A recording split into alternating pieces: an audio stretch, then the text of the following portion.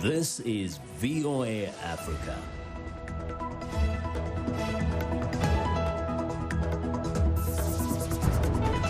Hello, I'm Esther Githui-Ewart. It's Tuesday, September 8th. This is Africa 54. Due to the global outbreak of COVID-19, Voice of America is taking every necessary precaution to safeguard its employees. So our broadcast will look a little different today and in the near future as we, out of an abundance of caution, reduce our staffing at VOA headquarters here in Washington. We're working to help keep you informed about what's going on, and we appreciate you staying with us on Africa 54. The Somali military is on high alert Tuesday following an Al-Shabaab attack on an outpost 60 kilometers west of Kismayo Monday. 4 Somali soldiers were killed and a U.S. service member was wounded, according to officials. A senior leader in the regional administration of Jubaland told VOA that 4 soldiers died after a vehicle-triggered improvised explosive device hit their camp. The official says the American soldier suffered injuries to a leg. A spokesman for the United States Africa Command has confirmed that a U.S. soldier was injured in the attack. Colonel Chris Carnes told VOA that the incident happened in Janab Dale at a time when U.S. and Somali forces were conducting an advise, assist, and accompany mission. At least 1 Al-Shabaab fighter was killed in the attack. Africa's health tech sector is seeing increased business and interest from investors on a continent where a lack of access to medical care is being emphasized by the COVID-19 pandemic. David Doyle has this report. When Loveth Metaboba's baby got sick, she didn't want to take him to a clinic in Nigeria's capital, Abuja, afraid they might both get exposed to coronavirus. Instead, she spoke to a doctor online. One example of how technology, from telemedicine to drones, is rapidly transforming healthcare on a continent under lockdown. So I tried it, and since then I've never looked back. Worldwide, the COVID-19 pandemic has accelerated changes in the way medicine is practiced. But across Africa, where access is often restricted, tech companies are finding opportunities for major growth. Yes, I would like to see the doctor. For example, Texas-based Cure Companion, which developed the platform Metaboba used. It says it's seen 10 times more global business this year compared with 2019. But that the only African country where it is present, Nigeria, has been a driving force, contributing a 12-fold increase. Another company, Nigeria's Helium Health, brought forward the launch of its online consultation platform to February from later in the year to meet demand rising from the pandemic. In May, it raised $10 million from investors, including Chinese tech giant Tencent. Co-founder Tito Ovia says COVID-19 has emphasized the inadequacies of healthcare systems on the continent. And the only way that we can actually be able to sort of overcome or even contain the virus is actually having health tech solutions that will help you manage your COVID response. But even before the pandemic, investors saw the potential for healthcare technology on a continent of rapidly expanding populations. Data from investment firm Partech indicates that venture capital investment in Africa's health tech companies grew to $189 million in 2019, from around $20 million in both 2017 and 2018.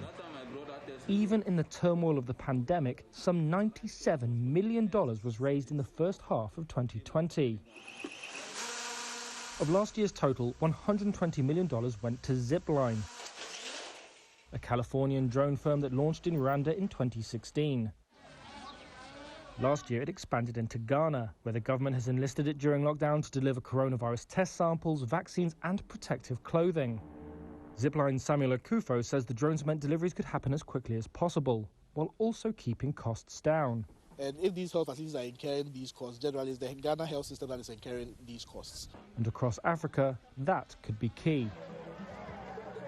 The continent makes up 16% of the world's population and carries nearly a quarter of the global disease burden. But according to one think tank, it accounted in 2015 for just 1% of global health expenditure. That was David Doyle of Reuters reporting. Somali health authorities say the number of maternal checkups and childhood vaccinations are dropping during the COVID-19 pandemic as many people fear catching coronavirus at clinics and hospitals. Healthcare workers worry the lack of medical care for pregnant women and children could result in a wave of common diseases that take more victims than COVID-19. Mohammed Sheikh Noor reports from Mogadishu. Amina Mustafa and her family were displaced by the drought 3 years ago and have since been living in a Mogadishu relief camp. Her 3-week-old baby needed vaccinations, but she was too afraid of catching COVID-19 to go to a clinic. Mustafa says it's a common fear among mothers in the camp.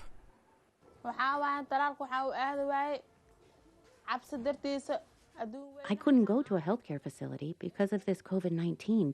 It is spreading across the entire world. I fear for my health and that of my child. We are scared of contracting the virus at a health facility.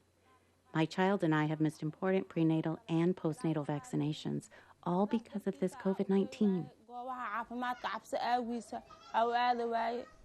Somali health workers are alarmed by the sharp decline in child immunizations and visits to the clinics during the pandemic. Volunteers like Saadia Ahmed are going door to door, urging families to vaccinate their children, but it is no easy task. Every mother, whether pregnant or lactating, says they are not ready to come to the health facility for vaccination.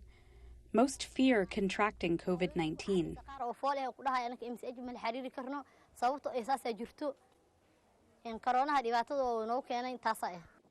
If left unaddressed, Somalia could see a jump in respiratory infections, measles, and malnutrition, says the International Committee of the Red Cross, ICRC.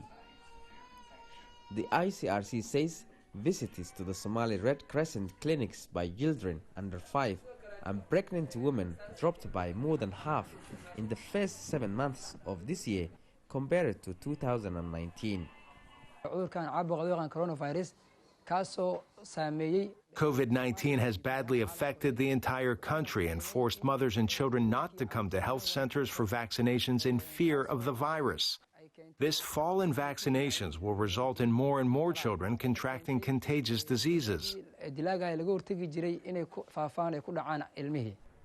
Somalia's health ministry knows there is a problem. We have indeed realized vaccination numbers have dramatically dropped due to the emergence of COVID-19.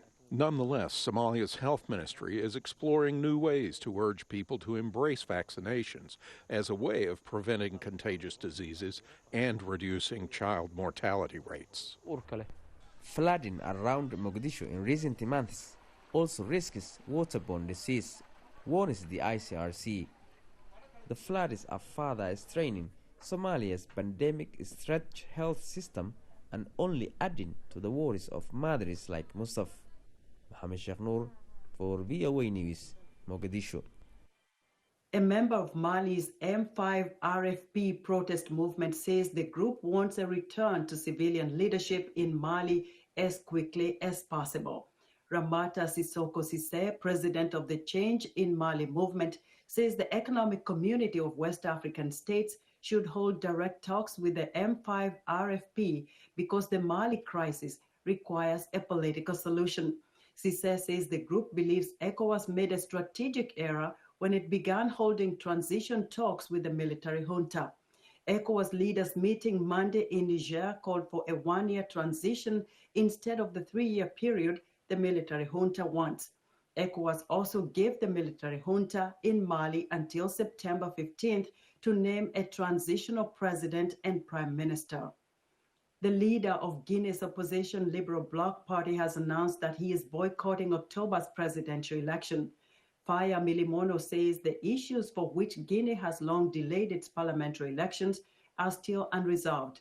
He says the electoral registrar is still very bad. Milimono's decision to boycott the poll comes days after main opposition leader Selou Dalin Diallo said he would participate in the election. Milimono says the National Front for the Defense of the Constitution has told Diallo and other opposition members who want to contest the election that doing so would be tantamount to betraying the memories of those killed by security forces during anti-constitutional referendum protests. South Africa has long made headlines for its high rates of rape and sexual violence. Police there say they're recording roughly 116 rape cases a day. Debbie Stephen is the founder of Action Breaks Silence. The organization teaches young people self-awareness, self-defense, and communication skills in an effort to curb sexual violence. A renowned martial arts instructor, Stevens says preventing sexual violence goes beyond just physical fighting ability. Stevens says we need to communicate differently with children about sexual violence. By the time I was 11 years old, I had very unfortunately been raped twice. These were just guys in my community, and they were actually my friends' brothers. So with Action Break Silence, we're really trying to get young boys and young girls to have a conversation around gender-based violence. Often self-defense classes consist of a bunch of rules and regulations given to women. Like, if you're a woman, don't walk outside alone. You know, like, that's not very practical for most women. It's just putting such a massive responsibility on us as women that if we follow these 150 rules, then this is going to reduce the chances of us being attacked. Those rules and those regulations wouldn't have helped me. And my parents and every single mother and every single father that I've spoken to, there's not one person that has really educated their girl child that it could be their brother, it could be their father, it could be their uncle, it could be a pastor, it could be somebody that they know. And, you know, and that's something that we're not prepared to discuss because it brings the perpetrators into our inner circle, and that's terrifying for people. We do teach self-defense, but we use the physicality of self-defense as a tool for women to start owning their bodies. It's understanding the reality of who the perpetrators are and having the confidence to respond. When that young boy is pulling your ponytail, you know that that's not okay. Like, it's not okay. And you know when he touches your boob, when he's 7 years old, that's not okay. You know, it's kind of really good communication skills, unfortunately, isn't something that lots of young boys are encouraged to have. So boys start sort of doing things that is risky sexual behavior. And so for us with the boy child and the girl child is how do we educate them and say, like, this is what sexual harassment looks like. This is the response. This is the hurt. This is the fear. This is what you are almost triggering in these young girls. And as a community, we all agree that these things are not okay, with the girls understanding that they are valued and the young boys equally understanding that they're valued and they have a right for as much happiness and security and able to dream big as anyone else in society. That is where you become a superhero. You become a superhero when you stand up for what is right.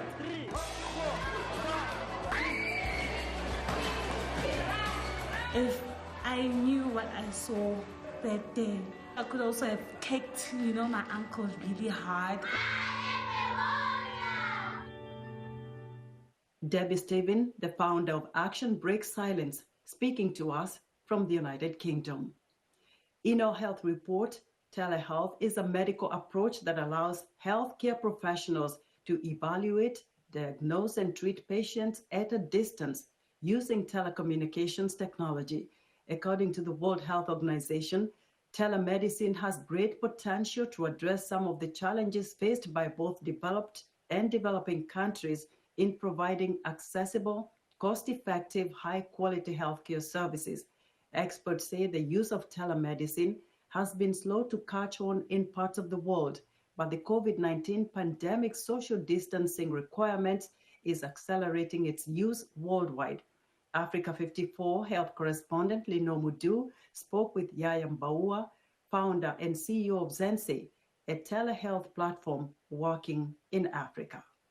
Telemedicine, simply put, is the practice of medicine from a distance. In other words, it's the mechanism that allows a patient to connect with a medical professional remotely for medical advice.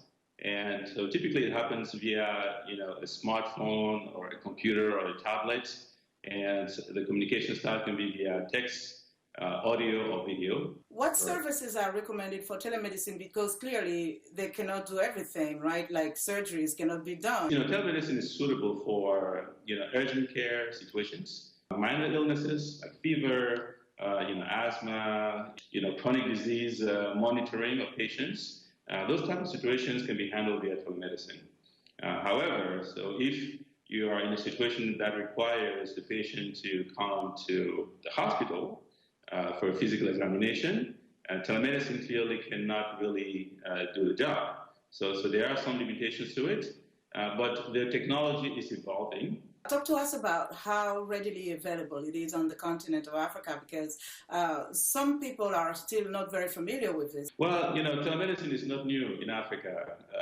Wherever you go in Africa, you would find some form of telemedicine project, but it's been largely pilot projects, small, islands of experiments that have been sort of deployed, but not at scale.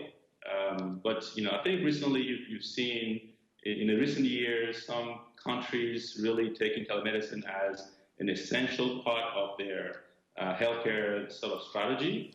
A great example is Rwanda, which actually has a nationwide telemedicine service today. And more countries are looking at telemedicine as essential in strengthening their healthcare system.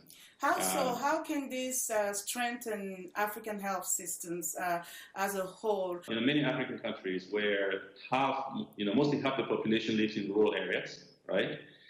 So what happens is that in many health facilities in rural areas, there's no resident doctor, right? And so you have an increase in chronic diseases like diabetes, hypertension, cardiovascular diseases. Typically what happens in those areas is that they largely go untreated because there's no local physician to take care of those patients. So now with telemedicine, essentially what you can do is provide a means for residents in those remote locations via a telemedicine system to connect with a physician or a specialist remotely in larger cities. In that way, you can actually provide access to quality care, specialty care to populations which otherwise don't have access. In some villages, some rural areas, there's no electricity, for example. Also, the access to technology may not be there, and it's not just an African issue. When you go to rural areas around the world, these challenges are there. So how do you tackle this? I think as an individual, maybe as a private player, it's difficult to change those things because these are systemic issues. And I think that has to come from the top. The country has to have some, governance in defining sort of a new strategy for ensuring that, all areas of the country have the necessary resources. And that includes electricity. That includes communication systems. And finally, your company's mission is to transform how people access healthcare in Africa across the continent. How so? So we provide a downloadable smartphone app, which is accessible to the population. And, if you have a cell phone, you should be able to have access to a doctor. Through our application, patients can actually have access to doctors and, set up a consultation with them regardless of the location and be able to be advised medically when they have an issue. So that's in a nutshell what we do. Obviously, with the pandemic, everyone is actually recommended to stay at home as much as possible. And also, as hospitals welcome patients with COVID-19, it's not always a good idea for patients to go to the hospitals because they might be exposed to the virus. The same thing applies to doctors. Here we have cases of doctors, succumbing to COVID-19. And as you may know, in Africa, there's a dire shortage of physicians. So Africa cannot afford to lose physicians, to COVID-19. So how telehealth or telemedicine helps in this process is that it enables patients to stay home and be connected with doctors in the comfort of their home and also in the safety of their home. and so that the doctor can determine whether or not they should come to the hospital, so based on their situation. And Yaya Mbawa, thank you so much for joining us today. Thanks for having me. It's been a pleasure. That was Africa 54 health correspondent Lino Mudu speaking with Yaya Mbawa, founder and CEO of Zense. We're excited to hear what you think about Africa 54 and the stories we cover. Join the discussion on Facebook. The address is Africa 54. We're also streaming our broadcast live on Facebook. Please watch and share our show with your friends. Also check out our headlines 24/7 on voaafrica.com. Coming up, looking ahead at the road to the 2020 U.S. presidential debates as the campaign heats up. We'll be right back. Health, wellness, sport, beauty, medical breakthroughs. Healthy Living cares about your well-being. What are the main health concerns in Africa and around the world? Find out the latest on coronavirus. Connect with our experts and ask them questions. How long does the virus stay? Join me, Lino Mudu, in Washington, every week on Healthy Living, right here on VOA.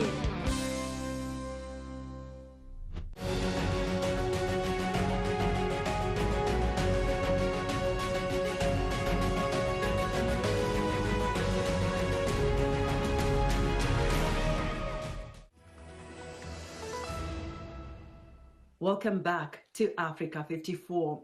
As the campaigning for November's U.S. presidential election heats up, the White House is forcibly denying a magazine article alleging that President Donald Trump made disparaging remarks about military members. Critics, including his Democratic challenger in the election, Joe Biden, cite the report as an example that Trump is unfit for office. VOA's Arasha Basadi has more.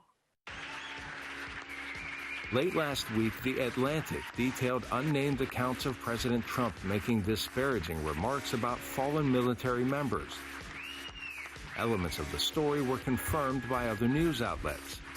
President Trump has forcefully rejected the report and on Twitter Sunday accused news outlets of working with the Democratic Party on a massive disinformation campaign. Trump's opponent in the November presidential election, former Vice President Joe Biden, said armed service members like his late son deserve an apology if the news account is true. If these statements are true, the president should humbly apologize to every Gold Star mother and father and every Blue Star family that he's denigrated and insulted. Biden referenced Gold and Blue Star families, members of whom either served or died in the line of duty. The president says he strongly supports the military and its members. There is nobody that feels more strongly about our soldiers, our wounded warriors, our soldiers that died in war than I do. It's a hoax. And you'll hear more of these things, totally unrelated, as we get closer and closer to election. On Sunday, Chuck Hagel, a Vietnam veteran and President Barack Obama's Secretary of Defense, said the allegations in the Atlantic article fit a pattern of remarks Trump has made about veterans like the late Senator John McCain. He's not a war hero. He's a war hero. He's a war hero. 5.5 years. He's a war hero because he was captured. I like people that weren't captured, okay? I hate to tell you. The history of this president over the last 3 and 4 years is pretty clear. And you can go through a litany of past things that he said from his mouth, actions that he's taken, and it corroborates, really, the Goldberg article in The Atlantic. But Ohio's Republican Governor Mike DeWine questions the timing of any story this close to an election. A lot of things come out in a campaign, and I think sometimes people, when they only come out during a campaign, people are somewhat skeptical about them. This is, we're into the 60 days, and so I don't know what, impact that's going to have. Americans now have fewer than 60 days to cast their votes for control of Congress and the White House in 2021.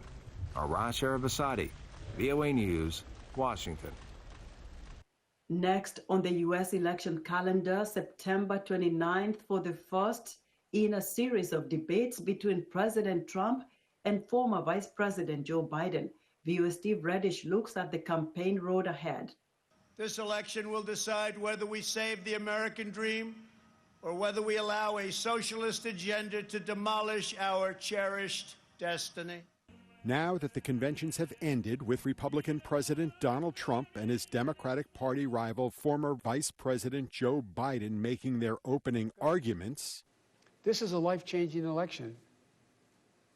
This will determine what America is going to look like for a long, long time. Both candidates have gotten onto the campaign trail, honing their messages to voters in key states ahead of their first face-to-face debate on September 29th. I think that we can expect to see a rowdy debate between the two presidential candidates. Jennifer Murcia is a communications professor at Texas A&M University. She says both Biden and Trump are fighters. And he isn't shy to do that, to mock people or to bully them during a debate. He did that in 2016. And with Joe Biden, what we've seen from him, he sort of has a longer history of doing debates in politics. And what we've seen from him is that he's very willing to stand his ground. We saw in 2012 that his vice presidential debate was similarly, I think, to Trump in style, in that he sort of mocked his opposition a little bit. Presidential debates have largely kept to a format of the candidates answering questions from a moderator.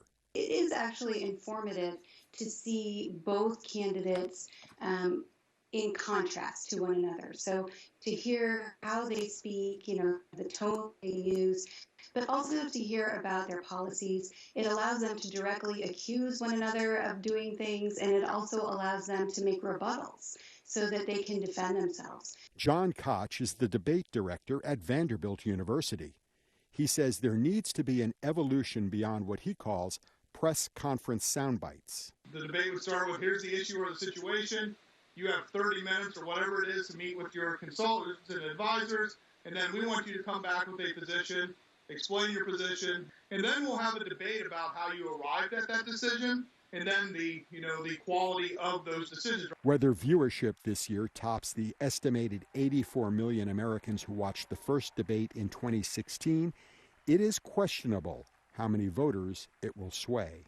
A lot of the research on presidential debates have shown that it kind of lets people identify with the candidate that they kind of already identify with. It just kind of lets them see who shares their positions, right? There's not a lot of evidence per se that it changes, presidential debates change minds. I really think that, for these debates to have any kind of effect like they should, that the audience itself has a responsibility to listen with an open mind. According to Pew Research, 10% of 2016 voters said they decided their vote during or just after the debates. Steve Reddish, VOA News, Washington. That's our show for today. Be sure to watch Africa 54 on our website at voaafrica.com. From all of us here in Washington, thank you for watching.